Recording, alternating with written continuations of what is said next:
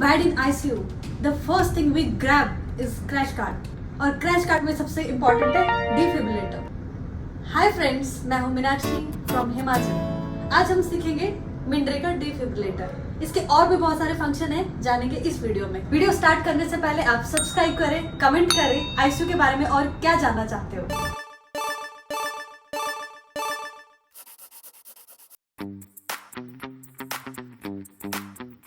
जब भी किसी मूवी में किसी एक्टर को इंजरी हो जाती है, वो उसको इमरजेंसी लाते हैं और सबसे पहले उसको शॉक देते हैं। तो देखने में जितना इजी है उतना है नहीं। शॉक देना जितना है एक्साइटिंग, उससे ज्यादा डिफिकल्ट है इसको यूज करना। लेकिन मैं बताऊंगी सब कुछ बहुत इजी तरीके से।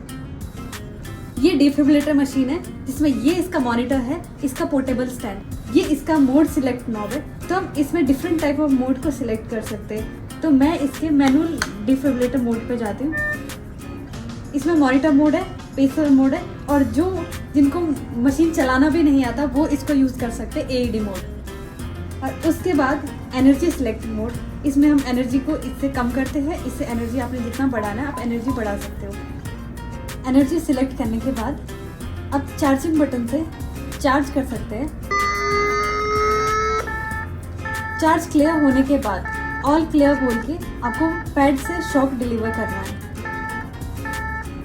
तो ये नेविगेशन बटन है जिसके थ्रू हम जैसे मशीन पे मॉनिटर पे नेविगेट कर सकते हैं। और उसके बाद ये सिंक बटन है जो हमें कार्डियो वर्जन में हम यूज़ करते हैं।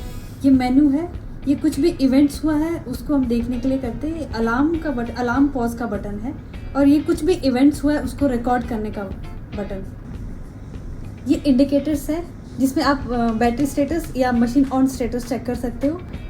ये लीड सिलेक्ट मोड है जिसमें आप डिफरेंट टाइप की ECG लीड्स को सिलेक्ट कर सकते हैं। ये गेन बटन है जो ECG का गेन बढ़ाता है, जिसमें कुछ एक क्लिनिकल कंडीशन जिसमें एसिस्टॉल और फाइन VT को आइडेंटिफाई करने के लिए हेल्पफुल है। अब आते हैं मशीन के लेटरल पार्ट में। तो ये है ECG लीड जिसमें हम ECG लीड कनेक्ट कर सकते हैं। और उसके बाद ये रिकॉर्डिंग पेपर है, ECG का रिकॉर्ड हम इससे प्रिंट आउट निकाल सकते हैं। तो इस पोर्ट से एनर्जी ट्रांसफर होती है चार्जिंग पैडल्स पे। ये 2 पैडल्स है, इसमें डायग्राम आप देख सकते हैं जिसमें ये एंटीरियर पैडल है और ये अपेक्स पैड्स है। आप इसको रिस्पेक्टिव चेस्ट पे लगा सकते हो। अगर पॉसिबल नहीं है तो आप एंटीरियर और पोस्टीरियर चेस्ट पे भी रख के शॉक दे सकते हो। इसमें भी जूल सिलेक्ट बटन्स है और ये चार्जिंग बटन है, इसको प्रेस करके आप शॉक डिलीवर कर सकते हो। ये अडल्ट पैड है। अगर हमें बच्चों में शॉक देना है तो आप इस बटन को प्रेस करके इस पैडल को रिमूव कर सकते हैं। तो ये पीडियाट्रिक पैड है। अपार्ट फ्रॉम द पैडल्स आप पैड्स भी यूज कर सकते हो, और इनका प्लेसमेंट भी पैडल की तरह ही है। ट्रांसक्यूटेनियस स्पेसिंग के लिए पैड्स बहुत जरूरी है। डिफिब्रिलेटर की लाइफ सेविंग पोटेंशियल है, लेकिन इसको यूज करना नहीं आया तो आप पेशेंट की जिंदगी के साथ खिलवाड़ कर रहे हो। कॉन्ट्ररी टू इस name, it's having 4 different function: defibrillation, cardioversion, pacing and monitoring.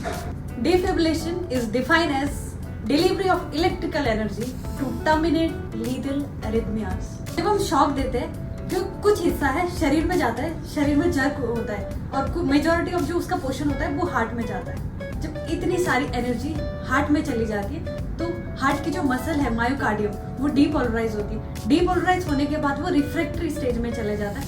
उसके बाद हम ये उम्मीद कर सकते हैं कि ऐसे नोड अपना पेसमेकर फंक्शन को रिज्यूम करे और अरिथमिया टर्मिनेट हो जाए। अब कुछ लोग पूछते हैं कि ये मोनोफेजिक क्या है और बाइफेजिक क्या है। तो मोनोफेजिक में एक ही डायरेक्शन में करंट जाती है और बाइफेजिक में 2 डायरेक्शन में करंट जाती है। तो बाइफेजिक में जो एनर्जी होती है वो कम रिक्वायर्ड होती है, जिसकी वजह से हार्ट को कम डैमेज होता है और पेशेंट का रिवाइवल का चांसेस ज्यादा होता है। तो ये लीथल अरिथमिया कौन कौन से है?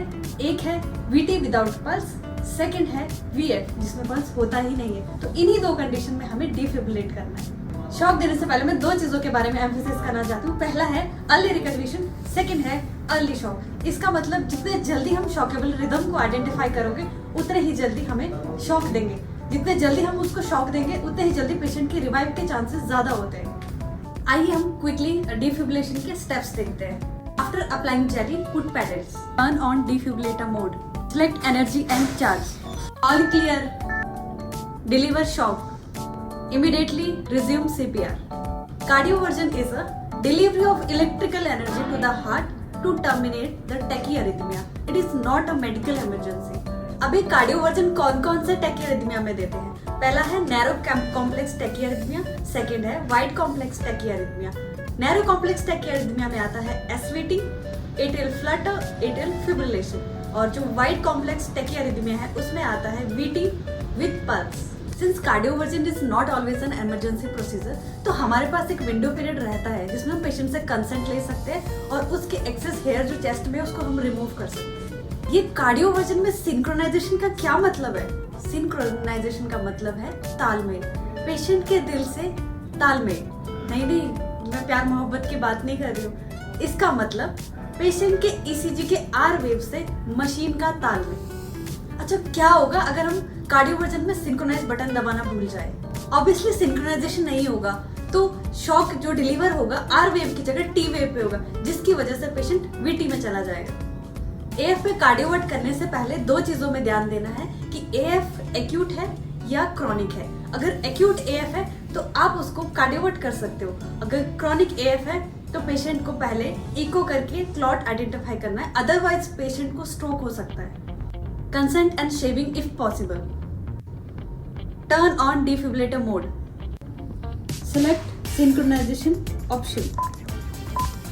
यहाँ पर जो आर वेव के ऊपर व्हाइट डॉट दिख रहा है, इसका मतलब ये है मशीन पेशेंट के आर वेव के साथ सिंक्रोनाइज कर रहा है। Select energy. Press the charge button. Unlike defibrillator, cardioversion में शॉक देने के बाद कुछ फ्रैक्शन ऑफ सेकंड के लिए पैडल को पेशेंट के चेस्ट पे होल्ड कर रहा है ताकि ये हमें कंफर्म हो जाए जो शॉक है वो पेशेंट को डिलीवर हो गया। After cardioversion check the rhythm. आइए हम इस मशीन के फंक्शन के बारे में क्विकली रिवाइज करते हैं। तो पहला function defibrillation, cardioversion, pacing and monitoring. तो एक मैं छोटी सी कहानी बताऊं। इमरजेंसी में एक पेशेंट आया, 70% बर्न था, पूरा चेस्ट बर्न था। अब ईसीजी इलेक्ट्रोड्स लगाते तो कहाँ लगाते? तो हमारे डॉक्टर उदय आए, उन्होंने पैडल पकड़ा और उनके चेस्ट पर रख दिया, तो पेशेंट का रिदम आइडेंटिफाई कर लिया। इस मशीन का फोर्थ इंपॉर्टेंट फंक्शन है पेसिंग, जो हम करते हैं पैथोलॉजिकल ब्रेडिकार्डिया में। Pacing is defined as passing of electrical energy to cause cardiac contraction. Transcutaneous pacing से पहले मैं आपको 3 चीजें बताना चाहती हूँ। पहली बात, ये पेसमेकर बहुत पेनफुल प्रोसीजर है, इसमें पेशेंट को डीपली सेडेट करके रखना है। दूसरी बात, ये एक टेम्पररी सॉल्यूशन है, जब तक ट्रांसवीनस पेसमेकिंग इंसर्ट नहीं होता तब तक हम इससे काम चला सकते हैं। तीसरी बात, थ्रू आउट द प्रोसीजर आपको पेशेंट का ईसीजी लीड्स कनेक्ट करके रखना है। आइए हम क्विकली पेसिंग के स्टेप्स देखते हैं। मशीन के लेटरल साइड में जाके पैडल के कनेक्शन को रिमूव करके पैड के कनेक्शन को कनेक्ट करेंगे। उसके बाद हम इन पैड्स को इस केबल से कनेक्ट करेंगे।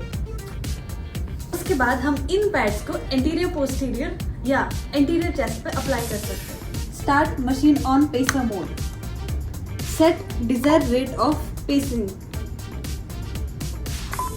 जो पेसिंग आउटपुट है वो normally 1 milli ampere per KG के हिसाब से सेट करते हैं, जो एक अडल्ट नॉर्मल इंसान के लिए 70 मिली एम्पियर पर केजी होता है। पेसर आउटपुट को हम 150 मिली एम्पियर तक बढ़ा सकते हैं जब तक कि कैप्चर अचीव ना हो।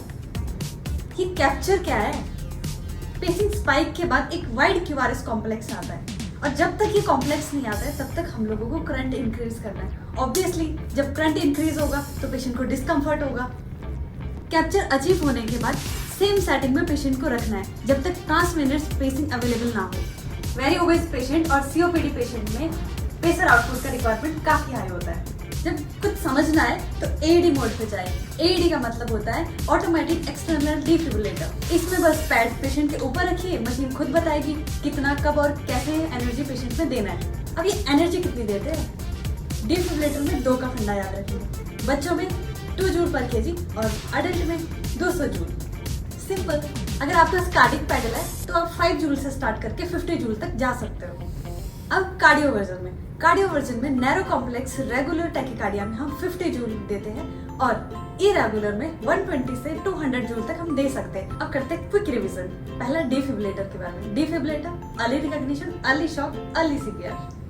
अब आता है कार्डियोवर्जन, जिसमें आता है sedation, sync and shock. Monitoring तो आपको पता ही है। पेसिंग में जितनी कम एनर्जी में आप कैप्चर अचीव करोगे उतना ही बेस्ट है।